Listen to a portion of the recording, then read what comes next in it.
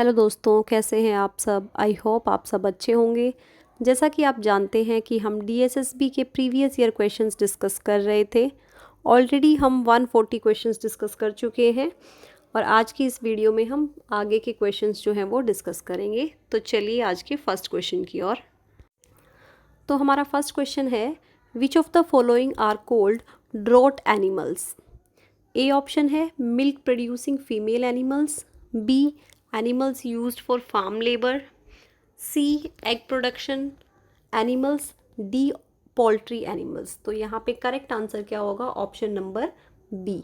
Drought animals किसको बोलते हैं? Animals used for farm labour, ठीक है, जिसको लेबर के लिए हम यूज़ करते हैं। नेक्स्ट है, which of the following is micro nutrient present in the soil essential for plant growth. तो कौन सा माइक्रो न्यूट्रिएंट है जो प्लांट ग्रोथ के लिए बहुत एसेंशियल होता है? ऑप्शन ए है magnesium, B sulphur, C iron and D calcium. तो यहाँ पे करेक्ट ऑप्शन क्या होगा? Option number C, that is iron. Next question है, the soda lime process to convert hard water into soft water is also known as A Clark method, B Maxwell method, C Werner's method and D Bohr's method. तो correct answer क्या होगा? Option number A, that is Clark method. अगला question है, which of the following is not a domestic source of soil pollution. A plastic bag, B fertilizer, C kitchen waste and D glass bottles. तो यहाँ पे देखो क्या पूछा है, domestic source of soil pollution कौन सा नहीं है। तो देखिए प्लास्टिक बैग्स जो है वो भी हमारे क्या है, घर से वेस्ट जो है वो निकल सकता है, तो प्लास्टिक बैग्स भी डोमेस्टिक सोर्स है। किचन वेस्ट भी क्या है, डोमेस्टिक सोर्स है। ग्लास बॉटल्स भी। लेकिन जो फर्टिलाइजर्स हैं वो हमारा domestic source of soil pollution नहीं है। सो करेक्ट आंसर क्या होगा? Option number B, that is fertilizers. Next question है, increased carbon dioxide level in the earth's atmosphere led to phenomenon of A acid rain, B photochemical smog, C greenhouse effect, D ozone whole.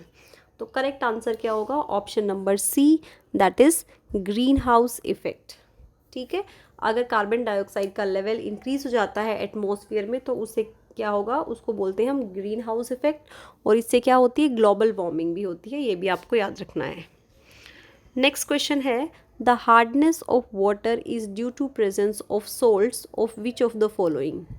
ए है magnesium and potassium, B calcium and magnesium, C potassium and calcium, D potassium and sulphur.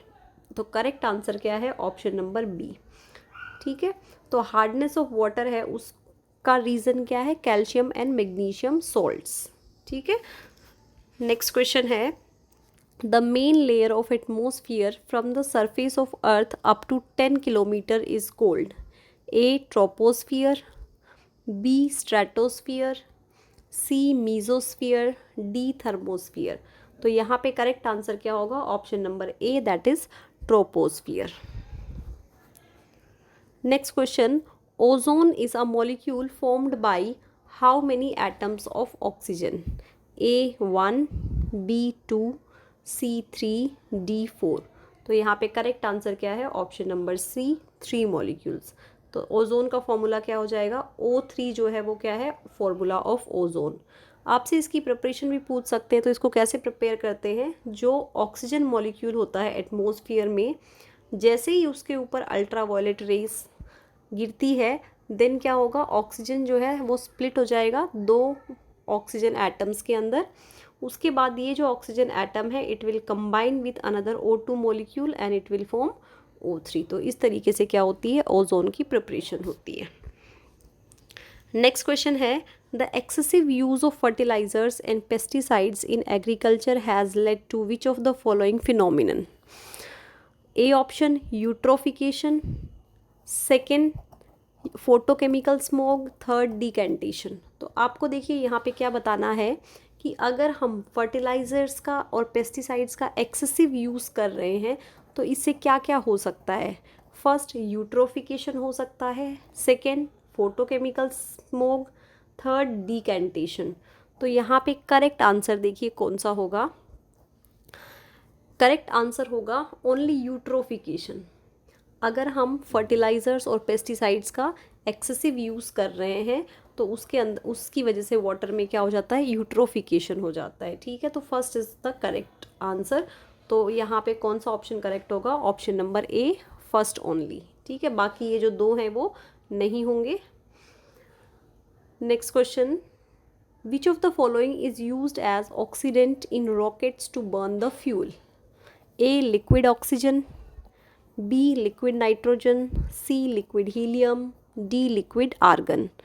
तो correct answer क्या है यहाँ पे, option number A, that is liquid oxygen, जिसको हम कैसे use करते हैं, एज ए ऑक्सीडेंट यूज़ करते हैं इन रॉकेट्स। नेक्स्ट क्वेश्चन है, what percentage does oxygen contribute in the composition of air?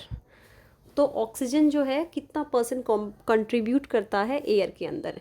ए है 78.03%, बी 20.09%, सी 0.94%, डी 0.033%।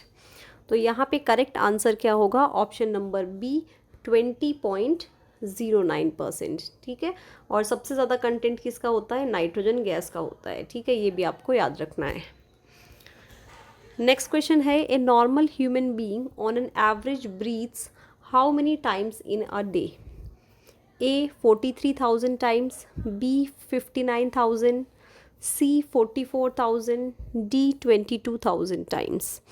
तो यहाँ पे करेक्ट आंसर क्या होगा, option number D, that is 22,000 times. ठीक है, अगर आपसे 1 मिनट में पूछा जाए तो कितना ब्रीथ करता है, 15 to 18 टाइम्स।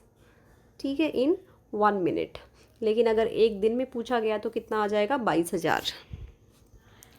नेक्स्ट क्वेश्चन है, which of the following is the largest source of nitrogen? Nitrogen का सबसे लार्जेस्ट सोर्स कौन सा होता है?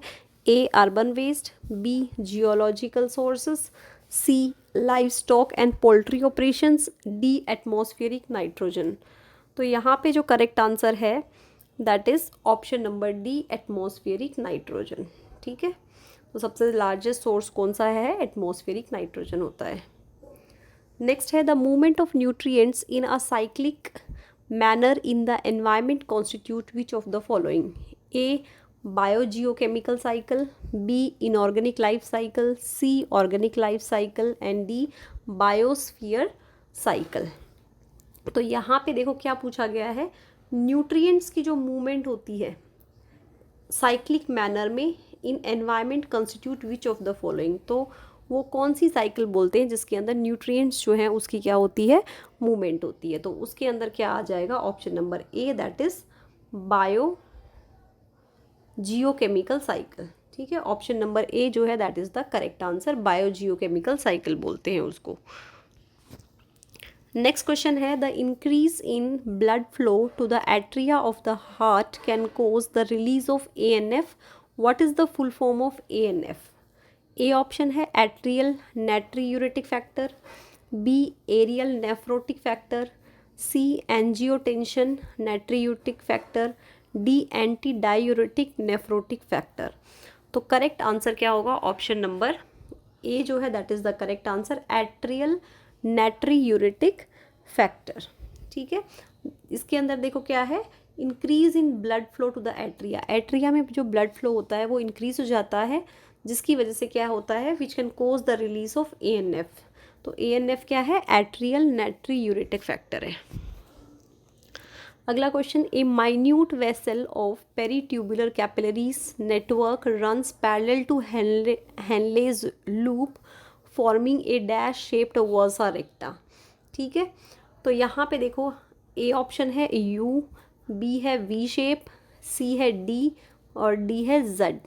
तो यहाँ पे देखो हेनले लूप के पैरेलल जो इस तरीके का कुछ स्ट्रक्चर होता है, नेफ्रॉन का स्ट्रक्चर आपने पढ़ा होगा, बोमेंस कैप्सूल है इस तरीके से। ठीक है, उसके बाद बिल्कुल इस तरीके से पूरा कैपिलरीज ऐसे एक पूरा नेटवर्क बना हुआ है, और यहाँ पे क्या होता है, इस तरीके से आपको यू शेप स्ट्रक्चर दिखाई देगा जो कि कलेक्टिंग डक्ट जो है उससे अटैच होता है।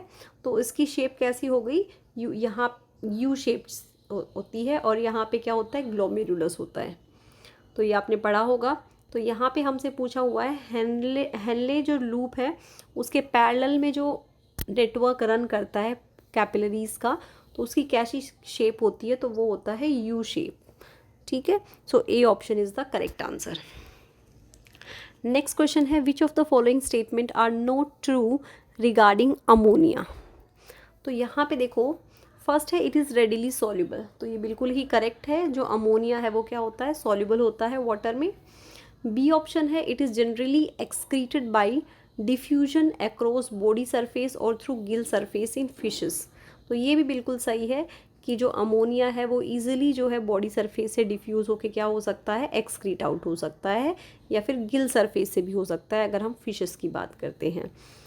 नेक्स्ट क्वेश्चन है kidneys play significant role in its removal. तो ये जो है सी ऑप्शन गलत हो जाएगा, क्योंकि अभी हमने पढ़ा कि अमोनिया जो है वो ईजिली बॉडी सरफेस के थ्रू भी क्या हो सकता है, एक्सक्रीट आउट हो सकता है। किडनी ज़रूरत नहीं है इसके लिए। डी ऑप्शन और देख लेते हैं, the process of excreting ammonia is ammonotelism. तो ये भी बिल्कुल करेक्ट है, लेकिन हमसे यहाँ क्या पूछा हुआ है, नॉट ट्रू, यानी कि इनकरेक्ट स्टेटमेंट, जो कि क्या होगा हमारा सी ऑप्शन जो है that is the correct answer. Next है which of the following belongs to the same division of kingdom Plantae. तो हमसे ये पूछा है कि यहाँ पे किंगडम प्लांटे के सेम डिवीजन से कौन कौन से ये जो दिए हुए हैं ऑर्गेनिजम्स वो बिलोंग करते हैं। ए है Ulva Funaria Ulothrix, B Marchantia Marsilea fern, C Riccia Marchantia Funaria, D है स्पायरोजिरा रिक्का एंड साइकस। तो ये प्लांट्स दिए हुए हैं और हमसे पूछा गया है कि कौन से जो है सेम डिवीजन से बिलोंग करते हैं। तो ये आपको याद रखना ही पड़ेगा, ये एक फैक्चुअल क्वेश्चन है और डी ऑप्शन जो है that is the correct answer, जिसमें क्या क्या आएगा, रिकिया, मार्केंशिया और फ्यूनेरिया, ये सभी क्या है, सेम डिवीजन से बिलोंग करते हैं। नेक्स्ट क्वेश्चन है which of the following is an example of phylum Porifera. तो पोरीफेरा का कौन सा एग्जाम्पल है, A option Hydra, B Planaria, C Sycon and D pinworms. तो करेक्ट आंसर क्या होगा, option number C that is Sycon जो है वो किससे बिलोंग करता है, फाइलम पोरीफेरा से बिलोंग करता है। नेक्स्ट क्वेश्चन है consider the following statement about a kingdom. तो हमें किंगडम के बारे में देखनी है कि कौन सी स्टेटमेंट जो है वो करेक्ट है। ए ऑप्शन, अब इसमें दो स्टेटमेंट हमें दी हुई है। फर्स्ट है इट इंक्लूड्स मल्टी सेलुलर और मेनी सेल ऑर्गेनिजम्स। तो यहाँ पे देखो बताया हुआ है कि कौन से ऐसे किंगडम में क्या होता है जिसमें मल्टी सेलुलर ऑर्गेनिजम्स प्रेजेंट होते हैं। ठीक है, सेकेंड क्या दिया हुआ है, the body is made up of network mycelium of fine thread cold Haifa. तो जिसकी बॉडी जो है वो किसकी बनी होती है, नेटवर्क लाइक स्ट्रक्चर और थ्रेड्स होते हैं जिसको हम क्या बोलते हैं, हाइफा होते हैं।